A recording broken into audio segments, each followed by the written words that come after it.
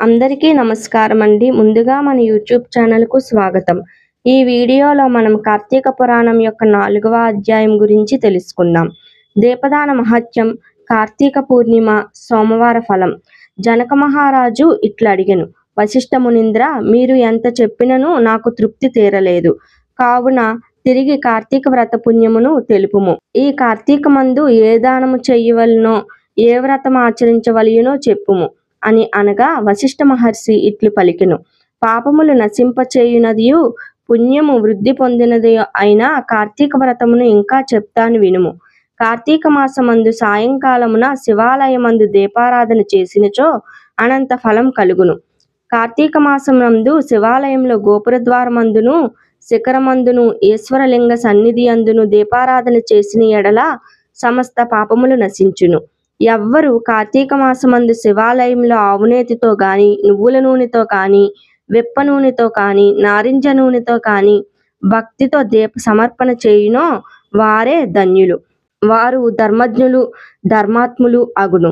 పూర్వోక్తములైన నూనెలు సంభవించినచో ఆముదంతోనైనా దీపమును సమర్పించిన ఎడల పుణ్యవంతులగును. కార్తీక మాసమందు శివాలయంలో మోహము చేత బడాయికి గాని, భక్తితో గాని దీపం ఇచ్చువారు శివప్రియులు అవరు, సందేహమే లేదు. పూర్వకాలమందు పాంచల దేశమందు కుబేరునితో సమానమైన ఒక రాజు కలరు. సంతానం లేక గోదావరి తీరమందు తపస్సు చేసెను. గోదావరి స్నానార్థమై పైప్పల మహాముని అచ్చటికి వచ్చి చూచి, రాజా, ఎందుకు తపస్సు చేయుచున్నావని అడిగెను. ఆ మాట విని రాజు, మునీశ్వరా, నాకు సంతానం లేదు, కావున సంతానం కొరకు తపస్సు చేయుచున్నానని చెప్పెను. బ్రాహ్మణుడు రాజుతో ఇట్లు పలికెను: రాజా, భక్తితో బ్రాహ్మణులను శివుడు సంతోషపెట్టెను. అట్లైన ఎడల నీకు పుత్ర సంతానం కలుగును. బ్రాహ్మణుడు రాజుతో ఇట్లు పలికెను: రాజా, భక్తితో బ్రాహ్మణులను శివునిని సంతోషపెట్టుము. అట్లైన ఎడల నీకు పుత్ర సంతానం కలుగును. ఇట్లు పైప్పలముని చెప్పగా ఆ రాజు విని ఆనంద సాగరమగ్నుడై నమస్కరించి ఇంటికి వెళ్లి స్నానం చేసి అలంకృతుడై శివప్రీతిగా దీపదానములు చేసెను. పిమ్మట ఆ పుణ్యము చేతనే రాజు భార్య గర్భవతి అయి 10వ మాసమున 2వ సూర్యుడి వలె ప్రకాశించడి ఒక పుత్రుని కనెను. ఆ రాజు విని అధిక ఆనందం పొంది, కార్తీక మహత్యమును సత్యమైనది. ఈ కార్తీక వ్రతం ధర్మార్థ కామమోక్షములను నిచ్చును.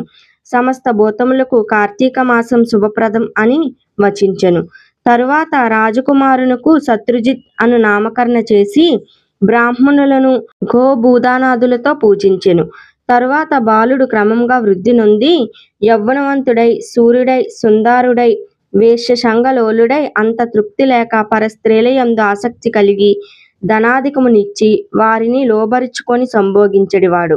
ఇది తగదని చెప్పిన గురువులను బ్రాహ్మణులను ధిక్కరించి జాతిని విడిచి జాతి సంకరకారకుడై దేవ ప్రతిమను నిందించుచు కఠినంగా మాట్లాడుచు నిరంతరం కత్తిని చేత ధరించి అడ్డము వచ్చి వారిని హింసించుచు అన్యాయ మార్గవర్తునుడై ఉండెను. ఇట్లుండగా ఆ గ్రామమందు ఒక బ్రాహ్మణోత్తముని భార్య బహు చక్కనిది, సింహం యొక్క నడుము వంటి నడుము కలది, పెద్ద కన్నులు కలది. ఆ రాజకుమారుడు అట్టి విప్ర భార్యను చూచి ఆవిడ సౌందర్యమునకు సంతోషించి ఆవిడ యందు ఆసక్తి కలవాడి అయ్యెను.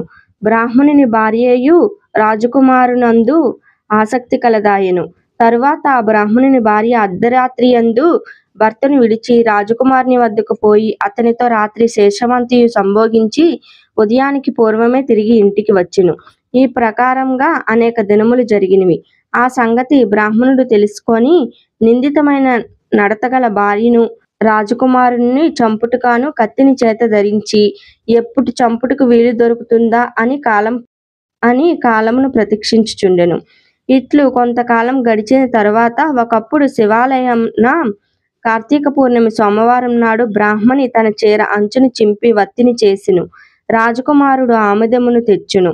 ఆ వత్తితో ఆ చిన్న దీపము వెలిగించి అరుగు మీద పెట్టెను. అచ్చటే వారిద్దరూ కామశాస్త్ర ప్రకారం సంభోగం చేసి సుఖించిరి. అంత ఆ బ్రాహ్మణుడు కత్తి ధరించి వెళ్లి మారువేషంతో జీర్ణ శివాలయమందు దూరి తలుపులు గట్టిగా బిగించి కత్తితో ముందుగా రాజకుమారుని పొడిచి తరువాత భార్యను నరికెను. అంతలో రాజకుమారుడు కొంచెం జ్ఞప్తి తెచ్చుకొని కత్తితో బ్రాహ్మణుని నరికెను. ఇట్లు పరస్పర వ్యాఘాతముల చేత ఆ జీర్ణ దేవాలయమందు ముగ్గురు మృతి చెందిరి. ఆ దినము కార్తీక పూర్ణమి సోమవారం. దైవ వశము చేత అట్టి పర్వమందు ముగ్గురికి శివుని సన్నియందు మరణం కలిగింది. అంతలో పాశహస్తులై యమకింకరులు వచ్చిరి. అంతలోనే రుద్రుని నేత్రాలతో భయమునిచ్చువారై శివకింకరులు వచ్చిరి. తరువాత శివదూతలు రాజకుమారుని బ్రాహ్మణ భార్యను విమానం మీద ఎక్కించిరి. యమదూతలు బ్రాహ్మణుని కాళ్ళు గట్టిగా కట్టి తీసుకొని పోవడానికి ప్రయత్నించిరి.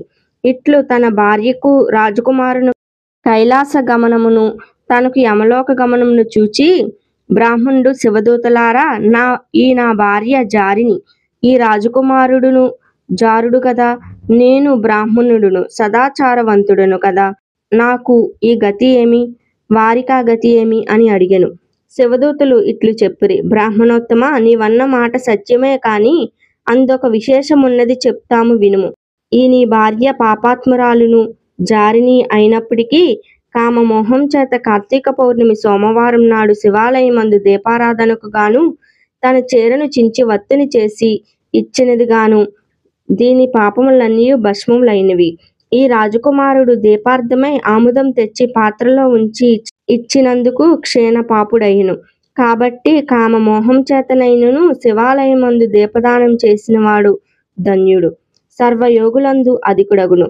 కనుక దీపార్పణం చేత నీ భార్యకు రాజకుమారుడుకు కైలాసమును దీపదానం చెయ్యినందుకు నీకు నరకము సిద్ధించింది. ఇది వరకు నీవెంత శుద్ధముగానున్నను వారితో సమానుడు కాలేదు. ధర్మ సూక్ష్మం ఇది అని చెప్పిరి. శివదూతలు ఈ ప్రకారంగా చెప్పిన మాటలు విని రాజకుమారుడు దయావంతుడై, అయ్యో, ఈ బ్రాహ్మణుని భార్యతో వచ్చి ఈ బ్రాహ్మణుడి చేత శివాలయమందు హంతుడునైనను నాకు కైలాసం, ఇతనికి నరకం కలుగుట చాలా దుఃఖకరంగా ఉన్నది.